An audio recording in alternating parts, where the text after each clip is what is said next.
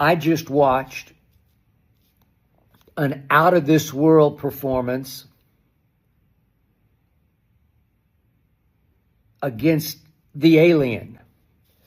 I just watched the most underappreciated, underrespected, outside of Oklahoma City and people who really know inside the NBA, player in the history of basketball.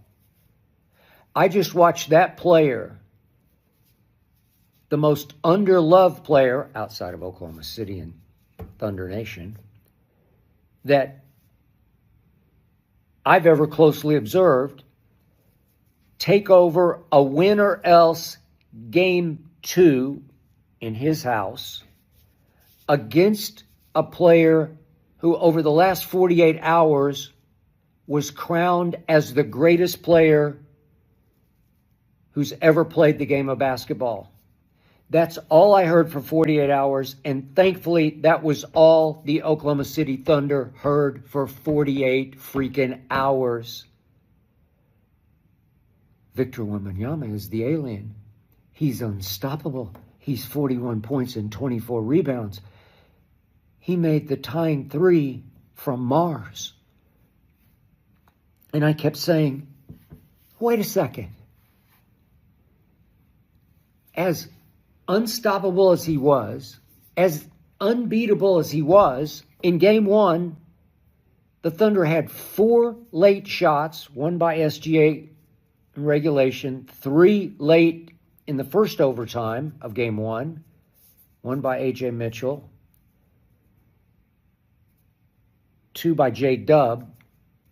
Any of these shots could have won the game. Any of those 4 shots, if converted, win the game. And the alien had nothing to do with those misses. He didn't bother any one of those 4 shots.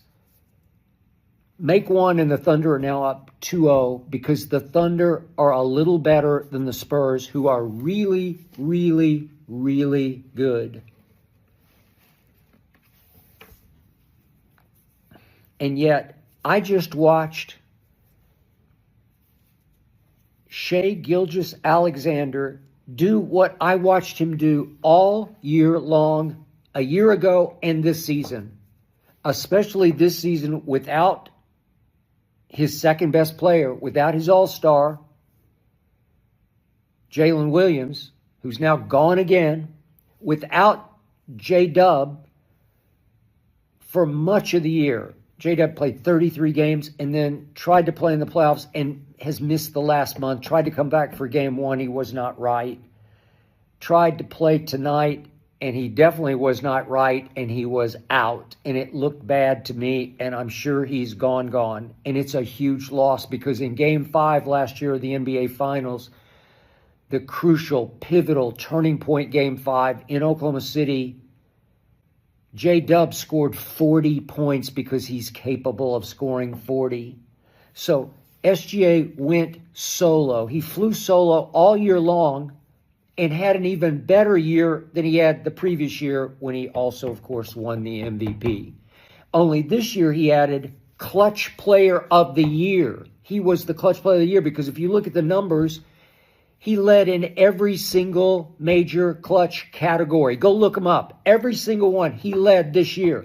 Game after game, they'd be in trouble, and he would just say, calm down, I got this. I got this. He led the league in 2-point jump shooting at 58%, and tonight, when it mattered most, he clutched up from mid-range. Shot after thank you shot. He's unbelievably pure, especially from 2. He didn't make a 3 tonight, 0 for 3. He's not a big 3-point shooter, although he's improved his 3-point shooting percentage 4 straight years. And watch, when needed most in these games that are upcoming, 2 in San Antonio, he will make, remember I said this, he will make big clutch 3s when necessary. Watch. He had 9 assists tonight, and he's not a point guard. He's up against the toughest defender he's seen, and he saw a tough defender in the last round. He saw Marcus Smart, a former defensive player of the year with the Celtics. And tonight, because of all the internet babble and lunacy about what a free throw merchant SGA is. The refs read it, they hear it, they get infected by it. For all I know, they got a memo about it that SGA's the free throw merchant. He gets every call. He got none tonight. How about none tonight? He shot 6 free throws, and of course he made all 6. Thank you very much. Stephon Castle played football, high level, full contact, extremely physical, nasty, defensive football playing on SGA. You could have called a foul on Stephon Castle every single time down the floor. And I will give you this. The Spurs were without De'Aaron Fox, and then they lost Dylan Harper. And I love both of them. But they ain't Dub. Trust me, they're just not that guy. Dub is more important to SGA than those two combined are to Wemby. Book it. Take it to your bank. That's how good he is. He made second team all defense a year ago as well as the all-star team. And now we're without him, and now against Stephon Castle and hard double teams every time down the floor. And look what Dagnall and Sam Presti came up with.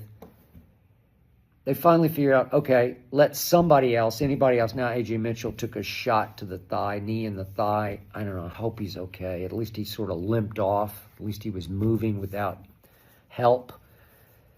God, do they need him?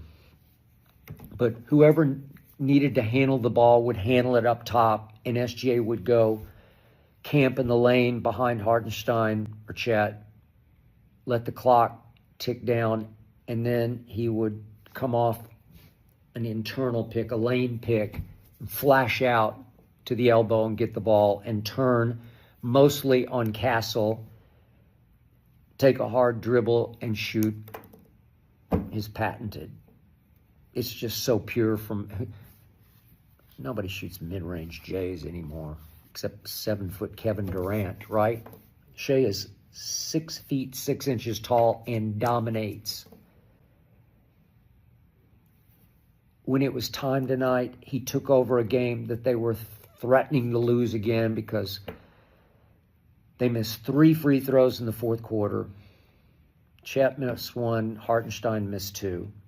But I still love the way this whole team played for and around SGA. Yep, they knew it. They couldn't fall into it 0-2 hole going to San Antonio. They did this last year. They lost to Joker and the Nuggets game 1 in Oklahoma City and bounced back and sucked it up and won game 2 because that's who they are. They got a championship backbone as this team. You want to talk about high title character? This team has title character. It'll fight you any way you want to fight. And I loved it tonight that both Hartenstein and sometimes Chet took Wemby because they have to. You can't keep playing Caruso and Dort on him. He just posts up. He posted on Caruso a couple times tonight when they switched. One time Caruso broke it up, and God, thank God for Alex Caruso. He just creates such energy. He made 3 out of 4 threes. And yet, Hartenstein, he got physical with Wemby. Poor Wemby, he's getting held, he's getting held. Look, watch Castle every single possession. Every single possession, Stephon Castle fouls SGA. Trust me, every single time down the floor, he fouls him. They don't call it because he's the free throw merchant. He shot 6 free throws. He got the you-know-what beat out of him tonight. And then he beat the you-know-what out of the Spurs in the fourth quarter. Shot after big shot after big shot. Free throw after free throw. He's the best player on the planet. I'm sorry, I keep arguing with the guys in the arena, with Kenyon Martin, who loves Joker. I mean, SGA, yeah, he ran away with his second straight MVP because his team finished 10 games ahead of Denver. Joker had Jamal for 75 games this year, this past regular season. 75 games, and Jamal averaged 25 points a game. No J-Dub. And when J-Dub did play early in the year, he's coming off double wrist surgery. Had to have it done twice. And wasn't sure. Just wasn't sure. He was a shell of himself. Has been all year. I thought maybe he'd flash back into health and dominance in this series because they need him so badly. And yet, the best player on the planet said, no, I got you. I got this tonight. And Hartenstein bothered Wemby, alien, bothered him. Chet took him one time in the first half, late in the half, and blocked his shot because Chet's capable. He's 7'1", and he can jump a little bit. He's got a little spring to him. And he showed me a little bit of manhood tonight, just a couple ounces of it. I liked what SGA said right after the game. He's asked by NBC on the floor, you like the way Hartenstein played Wemby? And he looked up at the totals. Wemby had 21 and 17 rebounds, 6 assists, 4 blocks. He's really good, but he's not better than SGA. But SGA looked at that and said, no. Interviewer said, well, please explain. Yeah, it was pretty good. He knows it has to be better when they go to San Antonio. He's not going to crown Hartenstein or Chet just yet because nobody knows better how long this road is going to be. The Thunder are going to win this in 7 games. I said it from the start. They will win it in 7. Obviously, they have to go figure out how to win a game in San Antonio. But I remind you again, not only did they lose to Joker in Game 1 at home last year, but in the NBA Finals, they lost to an incredible shot by an incredible player who then finally tore his Achilles. And the Pacers, yep, they lost Game 1. And in both those series against Denver and Indiana, they fell behind 2-1, both of them. High basketball character. High refuse to lose. High, okay, calm down, we got this because he got this.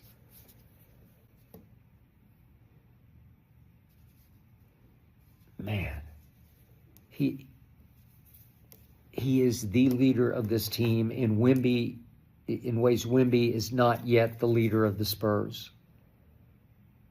Wemby played very well tonight, but it wasn't 41 and 24. And the Spurs led by 11 at half. And then without J-Dub, losing J-Dub in the second half, they won the game by 9. They were, as I tweeted right before the game, somehow they're 7.5-point favorites at home. The odds makers know. The world says Wemby, the alien, we've never seen anything like this before. He's going to win 20 straight championships. I don't think he's going to win this one.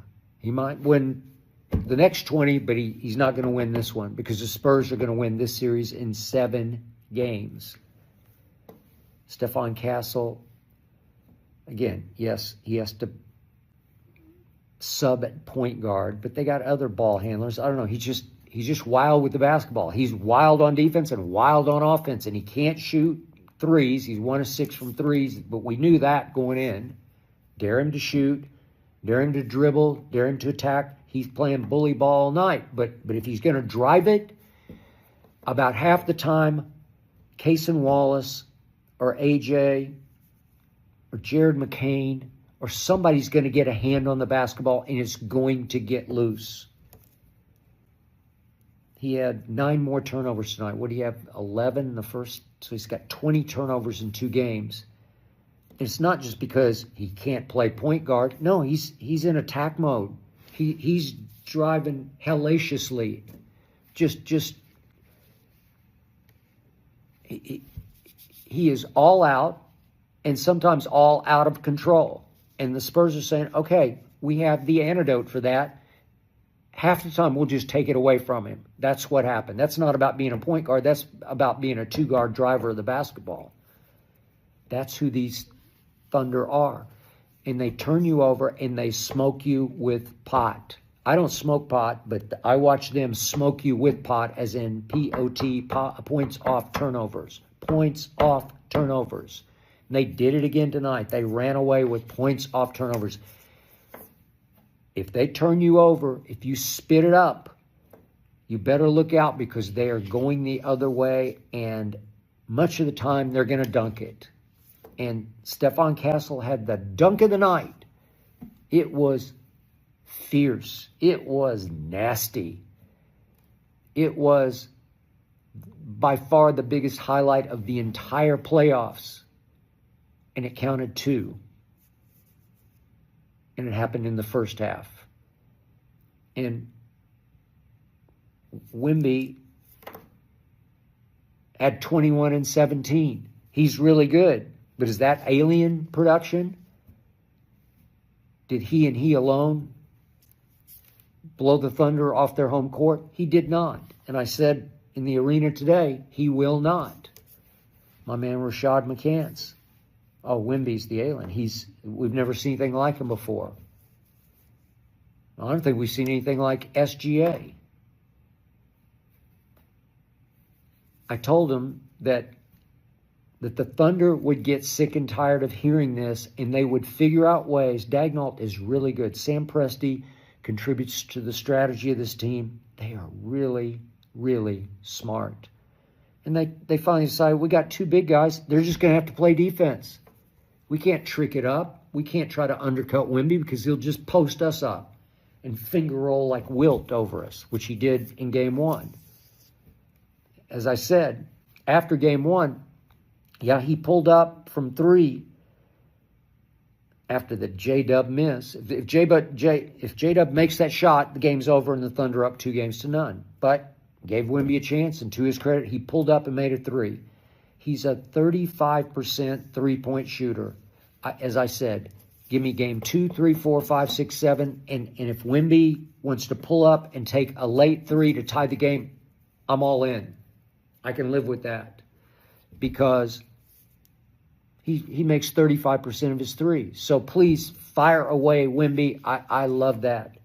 Shoot those threes from Mars. I love that. Spurs still made a ton of threes tonight. They're really good. But when it really mattered the most, Shai Gilgeous-Alexander did it again. And yet the world despises him, and they despise the Thunder. I grew up in Oklahoma City, and I loved this Thunder team. I did not love the Durant, Westbrook, Harden Thunder. I tried in 2011, 2012. They alienated me. I got alienated by those Thunder. Durant was all over me. Westbrook was all over me. I don't know, Harden's not all over anybody. I don't even know. He's from another planet. That's what he is. But I just couldn't love any of those 3, and I think I've been proven correct over time. They're unlovable, all 3 of them. This team, extremely lovable, but only to the city limits of the city I grew up in. Past that, the NBA world wants this team to go away. The memo is out. Don't give Shai Gilgeous-Alexander another call. He's the free throw merchant. Now the refs are doing everything in their power to make the Thunder go away, because nobody loves the Thunder, and I don't know why. I don't know why they don't love SGA.